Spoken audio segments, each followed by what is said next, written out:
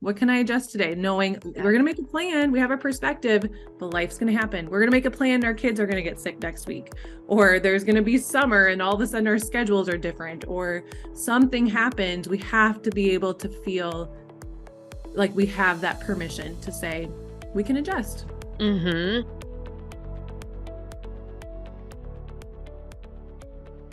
Amber, thank you so much for coming on. I know you and I have gone back and forth on Instagram for a while now. I can't even remember back when. We've just been like chit-chatting, and then life happens, and then we come back, and then life happens. But here we are. We are now here. And I'm so excited to dig in with you about productivity and goals and the blocks that really help prevent women that have these big goals and have these big dreams, like what prevents them from actually getting there, and all those types of wonderful, amazing things. So thank you so much for coming on. Thank you for having me. I'm excited about this chat too. And it always happens at just the right time for just the right person to hear it today. Yes. Oh, so true. So true. So before we dive in, do you want to share a little bit about you and your story? Yeah, I'd love to. My name is Amber Bibelheimer, but my clients call me Coach Amber B because it is so much easier to pronounce. And I am from the Midwest, and I live up in Minnesota with my husband and two little boys. We are always outside adventuring and riding bike and swimming and hiking up at the North Shore when we can. And I love all things music and entrepreneurship. And I've always been one who wants to try the next thing and go after the next goal and do the next thing and challenge myself, and been an entrepreneur since I can remember. And with that too, I always was in this process for so long of feeling like I just had to work harder. I just have to do more. And the reason success isn't happening in somewhere is because I'm not working hard enough. And it wasn't until I started working with mentor and business coach who really showed me you can have it all when you stop pushing so hard, that you really can have your family life and your self-care, and you can feel good and not be pushing constantly and hustling harder and have a successful business. And that's when everything shifted for me. And I, in turn, have now helping women be able to find that themselves and figure out what success looks like to them. And through Momentum Restart, that's a method I created a few years ago, and then helping women go through that process to figure out what their success is and be able to move forward in a way that honors themselves and their body, which is why I'm so excited to have this conversation with you, because I know we really align on this. Yeah. Yeah. And I think that that is so much of what we hear. The messaging is that we just have to push harder. And, not to call out names, but like the Grant Cardones and the Gary V's of the world and people like that. It was like so inspiring for me when I first started out in my business. And it was like, okay, yes, I need to check these boxes. Like I need to do these things. And if I want to achieve my goals, like I have to, get up earlier, and I have to go harder, and I have to push harder. And then realizing at some point, I'm like, oh my gosh, this isn't working. One, I wasn't hitting my goals still. So I wasn't seeing the success I wanted. And I was sacrificing so much along the way to get there, because I was like only focused on that end destination and only focused on when I reach that goal, that it doesn't feel sustainable. It doesn't feel good. And it just burns you out in the process. So what was it for you that really made that switch? I know you said your coach, like what were those first steps? Like what were those signs that you knew you needed to do something differently? Well, that's a good question. When you're on the edge of burnout and the feeling of not being enough, the feeling of always having to do more, or feeling like you're in your brain all the time thinking about what has to happen next. And it reminds me of that, if you're on the beach, which is my favorite place to be, and you're on the beach and you're holding sand, and if you hold the sand, but you clench your fists around that sand and you hold it really, really tight, all the sand's going to fall out of your hands. But if you're holding that sand, just cupping it in your hands and holding it gently and loosely, you're going to hold on to it. So it was that shift, that mindset shift of of recognizing I'm just pushing so hard right now. It's not sustainable. It is burning me out. And also my husband called me out on it too. He said, you say you want this and you're not doing what you're saying. And that was, I still remember when he said that because it was very eye-opening. Like, you're right. You're totally right. I would never tell a client to work like I am working right now.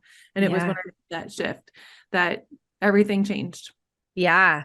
Oh, isn't that so true though, too? Like how many times, I mean, and I think the industry as a whole, like the online coaching, the online space is very much like, you see it all the time and it actually repulses me so much now, but it's like the 10K months or to get to 10Ks in 30 days or get to $100,000 in 6 months or whatever those numbers are, because they're selling the outcome, which is great, but they are not telling you how to get there. And I've been in those programs where I'm like, this is not doable. Like you're asking a mom, you're asking somebody who has a ton of things on my plate right now to spend hours and hours and hours hustling. Like, yes, I may end up getting there, but it's not worth it. So I love that. So what are some of those, like dig in, like what are some of those big like obstacles that you see when in working with your clients or when working with women that you see like this is what holds so many women back from actually getting to their goals,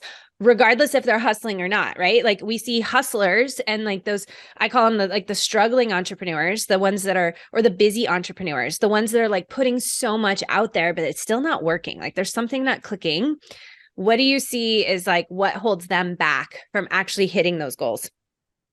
It's almost always ourselves. We are in our own way so often. And there's so much fear underneath. We know we can have this. We know you're made for something amazing. You were made for this purpose. You have this fire in you to do this thing and this dream, and you want it so badly. And then when you either start or even think about starting, all these fears pop up. And it's fears of, what are people going to think of me? What do I think I'm doing? Am I qualified for this? And then there's a fear of, even if I work past those fears, where do I even start? There's all these different things that bubble up that we have to face before we can get out of our own way. Yeah. And how do you feel like, do you feel like there's certain fears that come up more? I know you said not good enough and like fear of what other people thinking, but what is one of those fears that you see over and over and over again being that thing that just holds people? It is almost always comes back to a fear of what others think. And what's interesting when we dig into it and we dig into why does this matter, it's always someone from so long ago or like someone you knew in high school or something. I know when I started my podcast, I had it all ready to go. I had my first 3 episodes ready. All the launch was ready. It was just all I had to do was push a button and send it to the podcast manager so she could upload it. That's all I had to do. And I couldn't do it. I couldn't get myself to push the button. And it was this fear coming up of, what if the people I went to high school with listen to this and think, who does she think she is? And it was so surprising, but that's the conversation I hear with clients over and over is, but what I'm afraid, or what if this happens? And we dig in and we always pinpoint it to like this, it's not silly, but it feels silly once we name it. Like that's not the truth and that doesn't matter. And that's not even someone I've talked to for 20 years.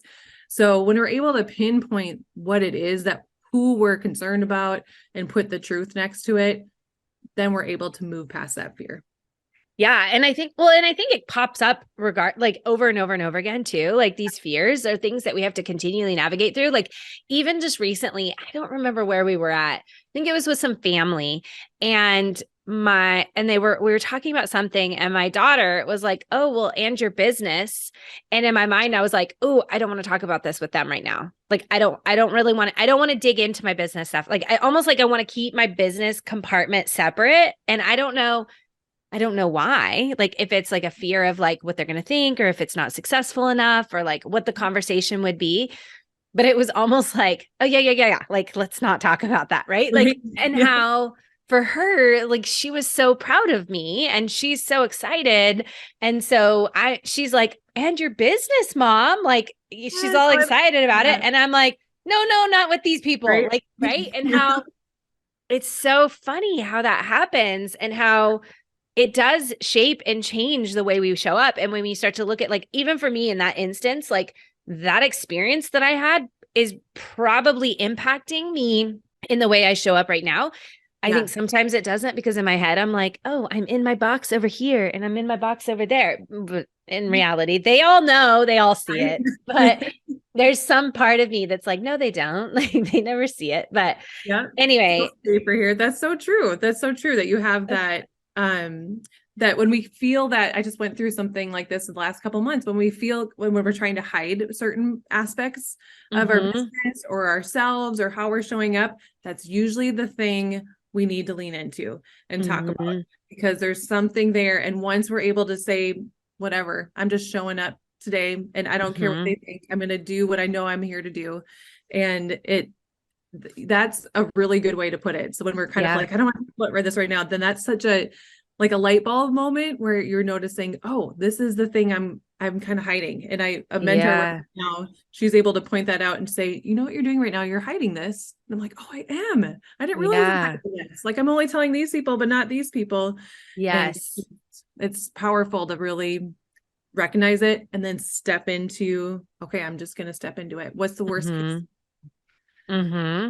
For sure. And I can think of a couple of areas I'm like, I probably need to do that. Like, I know that those ones that I need to do. And it's hard to, like, ones that were so part of your identity. So like for me, I grew up in a very religious, like Christian home. It was such a part of my identity for, I don't know, like 25, 30 years, right? Like so much of me and my world and whatever. And in the last, I would say like 5 years, I've navigated away from that and created my own spiritual practice and like what that looks like. And that is definitely an area of my life that I'm very careful who I share that with, because it was such a strong identity piece, right? And I see that on TikTok and things like that, like these people that are, were Mormon and now they're not, and they're speaking out about it. And like that shame and that process and that identity of growing up in that space or Christian or whatever, like whatever the thing is, when it's attached to an identity and it's like, this is a part of who you are, and then you shift and you change that, I think that is a big part of that process. And I think, anyway, that's a whole nother conversation, but I definitely think those are the areas that for a lot of women, in looking at their goals and looking at their stuff, if they're holding on to an identity or they were in this identity for so long and now they feel like they've changed, but it's like almost like uncovering that and releasing that identity for other people to see is huge.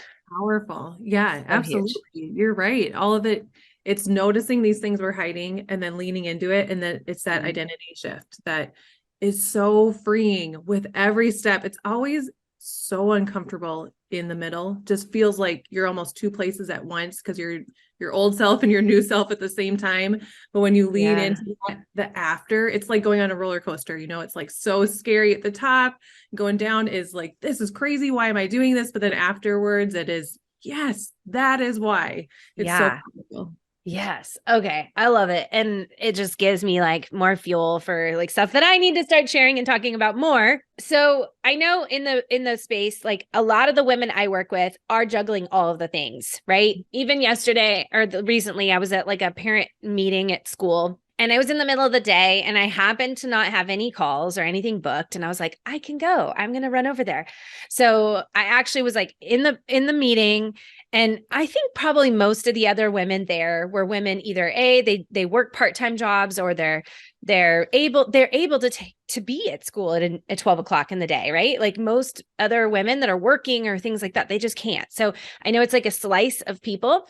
And at some point in the conversation, I raised my hand. I'm like, I'm going to speak for all of the busy moms out there, because they're not in this room right now, right? Like the busy moms are not here.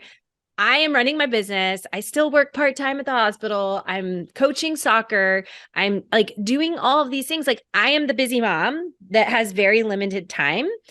And so I have to get very strategic with my time, and I have to be very intentional with my time. And so when you look at that, like that is a lot of who my audience is, right? We are building empires and building legacies and changing the legacy and the generations of our family, but we're doing it in the midst of a bajillion other things at the same time. And so what I found for me was putting this pressure or setting a goal like the $10,000 months or the $100,000 years, or like some of those other metrics we see in the industry, like setting those goals repeatedly helped me feel like a failure every single month. And I felt like I was putting so much pressure on actually creating that success, and that success looked like those numbers. And if I wasn't hitting those numbers, then success wasn't happening. And then it repeated and reinforced this feeling of a failure every single month. And I see that happen over and over and over again with my clients. They are putting in the work, they're moving forward, they're making progress, but it's not hitting these masculine, energetic goals. And so they feel like they're not failing. They feel like they're failing every single month. And so how do you work with your clients in helping them like really release that pressure, like release that feeling of, I have to hit this goal by the end of the month, or I have to hit this goal. That's what defines my success, or that's what success looks like, or whatever those things are for them. So the process that, and I can totally relate to that, and I've been there 1000%, and it does not feel good. You're right. Like knowing, okay, these are the numbers I have to hit this month. These are how many leads I need to get this month. That is all goals that we ultimately don't have control over. And so shifting our perspective is the first step, and really taking, what is our perspective? Meaning, what does success look like to you? Stop and think through. The very first question I ask clients on a call is, let's close our eyes and let's envision what your life is going to be 5 years from now. How old are your kids? Where are you? What's your perfect day look like? And most of the time they realize, oh, my perfect day is spending the evenings with my kids, or on the deck and with some friends, or whatever it is. And they realize it's not just business. And when they look at the whole picture and can show up in their life and their business as a whole person, instead of just a robot on a hamster wheel, just cranking out business, it is so much more fulfilling, and it gives them that motivation. So perspective's always first, then we plan and we figure out what lights them up. And then we practice that. We put that into play. We practice taking that first easy step.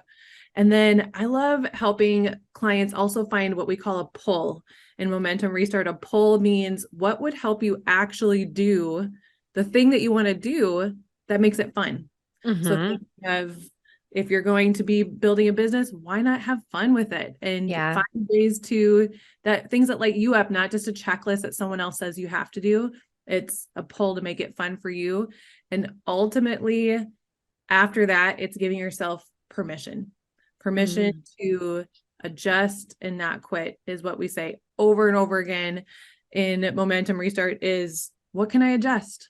What can I adjust today? Knowing we're going to make a plan. We have a perspective, but life's going to happen. We're going to make a plan. Our kids are going to get sick next week, or there's going to be summer and all of a sudden our schedules are different, or something happens. We have to be able to feel like we have that permission to say, we can adjust.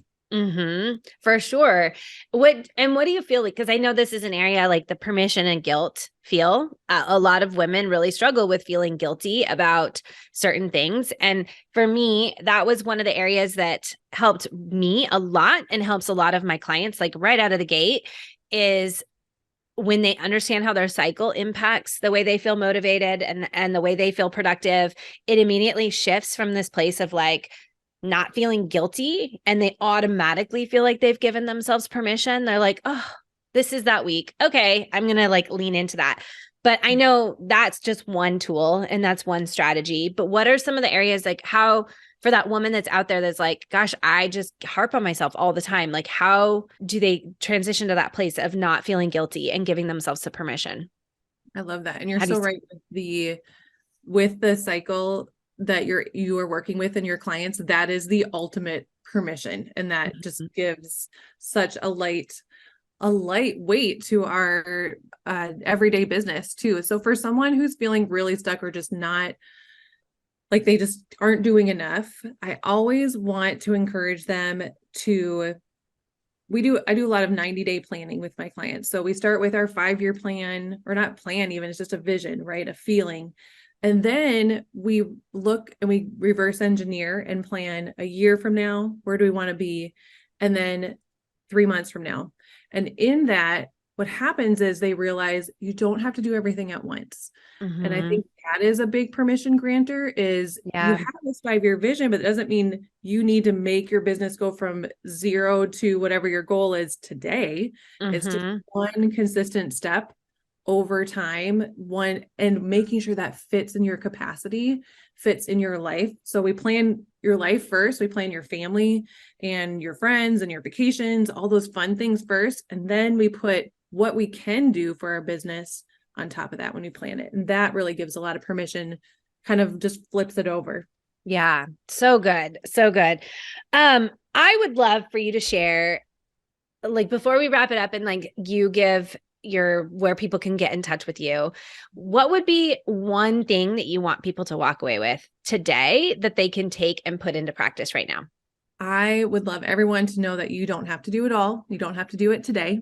Mm-hmm. And if you're feeling stuck and you don't know what the first step is, it is thinking of what's easiest. So when you have this big, long list of things that you need to do, it is just whatever is the easiest step to start moving forward. Yeah. And um, sometimes that easiest step is just a lot of times it's writing down all the things that are in your head or sitting in a meditation and thinking through what 5 years from now success looks like to you. So it might be different for each person, but it's just taking that first easy step, the one thing, take off the pressure that you have to do a million things a day and focus on that one thing. Love it. Love it. Yeah. It's so easy when you pull it back and we start looking at the micro steps and the micro things that we do, because we do not catastrophize. That's not the right word, but we look at a big project and we're like, oh my gosh, all the things. But when we pull it down and just look at what can I do right now? What can I take? What action step? Amber, thank you so much. This was awesome and so amazing. Where can people get in touch with you? And I know you have a free gift that you would love to share with everybody that's listening. So would you mind sharing a little bit about that and where they can get in touch with you?